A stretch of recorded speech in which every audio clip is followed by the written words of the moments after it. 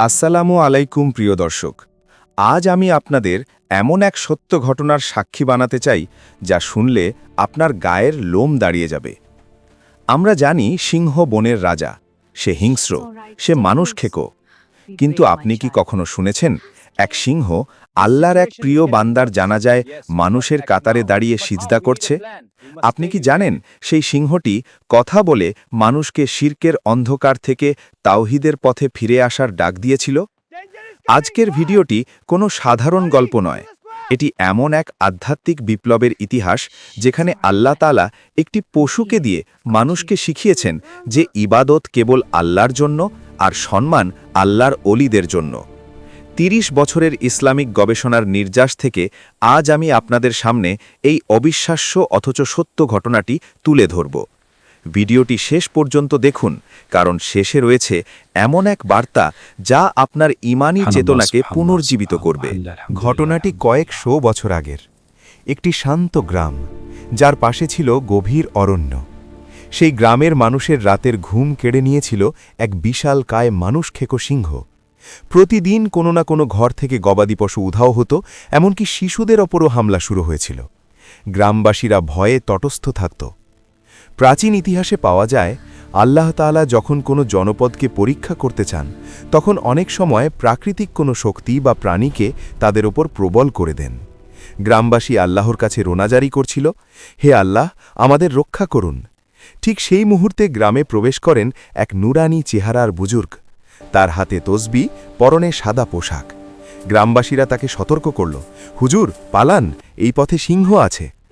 কিন্তু সেই আল্লাহর অলি মৃদু হেসে বললেন, যে ব্যক্তি আল্লাহর ভয়ে অন্তর পূর্ণ রাখে, পৃথিবীর কোনো হিংস্র প্রাণী তাকে ভয় দেখাতে পারে না।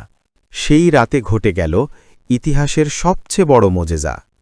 সিংহটি যখন সেই বুজুর্গকে আক্রমণ করতে এলো, তখন তিনি কুরআন তেলাওয়াত করছিলেন। কুরআনের সুরে এমন এক প্রভাব ছিল যে বনের হিংস্র পশুটি থমকে দাঁড়াল। সিংহের লাল চোখগুলোতে তখন আর আক্রোশ ছিল না, ছিল এক অব্যক্ত তৃষ্ণা। আল্লাহর অলি বললেন, এসো আমার সন্তান, তুমিও তো আমার রবের সৃষ্টি। অবিশ্বাস্যভাবে সেই ভয়ঙ্কর সিংহটি এক বিড়ালের মতো তার পায়ের কাছে লুটিয়ে পড়ল। এখান থেকে শুরু হল এক নতুন অধ্যায়। সিংহটি আর জঙ্গলে ফিরল না, সে হয়ে গেল আল্লাহর অলির খাদেম। সে রাতে পশুটি শিখল মানুষের সাথে সহাবস্থান এবং স্রষ্টার আনুগত্য। সময় বয়ে চলল, সেই আল্লাহওয়ালা অসুস্থ হয়ে পড়লেন। মৃত্যুর আগে তিনি এক ভবিষ্যৎবাণী করেছিলেন, আমার জানাজায় আমার এক বিশেষ সাথী আসবে, যে মানুষ নয় কিন্তু একনিষ্ঠ ইবাদতকারী। যখন তার জানাজা শুরু হল, তখন পুরো গ্রামবাসী দেখল সেই সিংহটি ধীর পায়ে জানাজার ময়দানে উপস্থিত হল। ইমাম যখন আল্লাহু আকবার বলে জানাজা শুরু করলেন, তখন প্রতিটি তাকবীরের সাথে সিংহটি সিজদায় অবনত হচ্ছিল। মানুষের চোখ দিয়ে অঝোর ধারায় অশ্রু ঝরছিল। একটি পশু বুঝল তার মুর্শিদ চলে গেছেন, অথচ আমরা মানুষ হয়েও অনেক সময় আল্লাহর বন্ধুদের মর্যাদা বুঝি না। প্রিয় দর্শক, গল্পের সবচেয়ে গুরুত্বপূর্ণ অংশ এখন শুরু।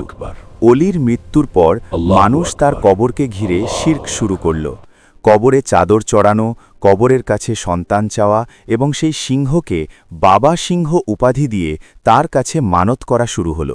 সিংহটি মাসের পর মাস কবরের পাশে না খেয়ে বসে রইল, কিন্তু যখন সে দেখল মানুষ তাকে আর তার মনিবকে আল্লাহর সমকক্ষ বানাচ্ছে, তখন আল্লাহ তাআলা সেই বোবা প্রাণীকে ভাষা দান করলেন। সিংহের সেই অমোঘ বাণী, থামো, তোমরা কি করছ? আমি কোনো বাবা নই, আমি আল্লাহর এক নগণ্য সৃষ্টিমাত্র। ইবাদত কেবল আল্লাহর জন্য। আমার মনিব সারা জীবন মানুষকে তাওহীদের শিক্ষা দিয়েছেন, আর তোমরা আজ তাকেই মাবুদ বানিয়ে ফেলেছ। পবিত্র কুরআনে আল্লাহ বলেছেন, নিশ্চয়ই আল্লাহ শিরকের গুনাহ ক্ষমা করেন না। সূরা নিসা ৪৮। এই সিংহটি আমাদের চোখে আঙুল দিয়ে দেখিয়ে দিয়ে গেল যে সম্মান এবং ইবাদতের মধ্যে পার্থক্য কি। আমরা অলিদের ভালোবাসি, তাদের কবর জিয়ারত করি, কিন্তু তাদের কাছে কিছু চাই না। চাওয়া এবং পাওয়ার মালিক একমাত্র আল্লাহ। সিংহের এই প্রতিবাদ ছিল সেই সময়ের বড় বড় আলেমদের চেয়েও শক্তিশালী। সে শিখিয়ে গেল যে পশুকুলেও তাওহীদের চেতনা থাকতে পারে, অথচ বিবেকবান মানুষ অনেক সময় পথভ্রষ্ট হয়ে যায়। প্রিয় ভাই ও বোনেরা, এই কাহিনী কেবল একটি গল্প নয়, এটি আমাদের ঈমানের আয়না।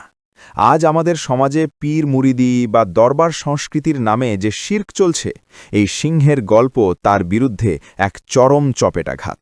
আসুন আমরা অলিয়া উলিয়াদের জীবনী থেকে শিক্ষা নেই, কিন্তু সেজদা করি কেবল সেই মহান রবকে যিনি আমাদের সৃষ্টি করেছেন।